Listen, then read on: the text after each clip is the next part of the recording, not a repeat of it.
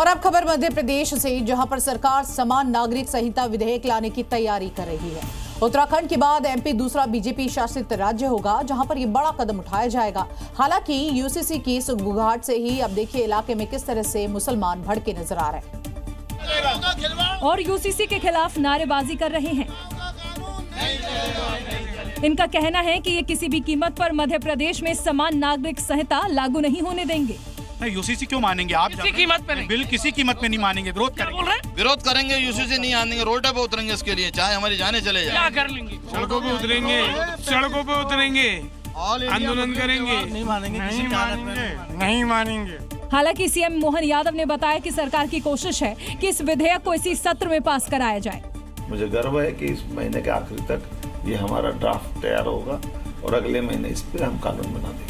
प्रस्तावित कानून के तहत उन मामलों को नियंत्रित किया जाएगा जो अभी अलग अलग व्यक्तिगत कानून के तहत आते हैं, जैसे विवाह, तलाक, उत्तराधिकार, गोद लेने और लिव इन रिलेशनशिप जैसे मुद्दों पर एक समान कानून लागू किया जा सकता है। और अब बात कर लेते हैं पश्चिम बंगाल की, जहां पूर्व मुख्यमंत्री ममता बनर्जी की सुरक्षा को लेकर पार्टी के सांसद डेरेक ओब्रेन ने एक वीडियो जारी किया है, जिसमें उन्होंने ये दावा किया कि ममता बनर्जी का घर पर एक भी अब सुरक्षा कर्मी तैनात नहीं होने की जानकारी। लेकिन इस दौरान उन्होंने ममता बनर्जी का वो घर दिखा दिया जिसे लेकर अब तक भ्रम की स्थिति थी। दरअसल ममता बनर्जी के लिए कहा जाता है कि वो कालीघाट के एक छोटे से घर में रहती थी, लेकिन ममता के सांसद ने उनकी सुरक्षा में तैनात सुरक्षा कर्मी दिखाने के चक्कर में उनका बड़ा आलीशान घर का टूर करवा दिया, जो एक कोने से दूसरे कोने तक काफी बड़ा है। इतना ही नहीं, ममता बनर्जी के घर पर ही पार्टी ऑफिस भी है, जहां ममता बनर्जी मीटिंग करती हैं। पीछे साइड में भी सुरक्षा बलों के बैठने के इंतजाम के साथ गार्डन भी है।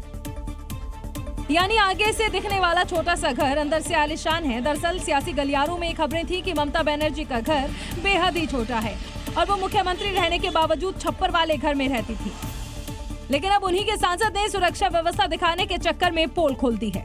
वहीं पश्चिम बंगाल के दिनहाटा में इस वक्त जमकर बवाल हो गया, जब वहां बंगाल के पूर्व मंत्री और टीएमसी के नेता को एक केस में पेशी के लिए कोर्ट लाया गया। लेकिन इस दौरान उन पर लोगों ने अंडे फेंके और साथ ही साथ खाली बोतल से भी हमला करने की तस्वीरें आई हैं सामने। दरअसल जैसे ही पुलिस की वैन कोर्ट परिसर में घुसी, लोगों ने चोर चोर करके नारेबाजी शुरू कर दी।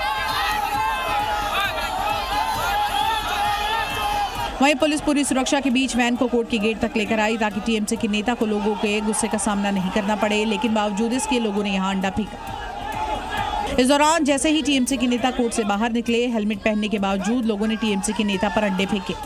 आरोप है कि ममता सरकार में टीएमसी के मंत्री ने इलाके में लोगों को खूब परेशान किया, जिसका असर है कि अब लोग उनका अंडे से स्वागत कर रहे हैं। एक टाइम में ये बंदा खुद को दिनाटा का पिता समझा, ये सबका बाप है, ये समझा, ऐसे भी लोगों के ऊपर टॉर्चर किया।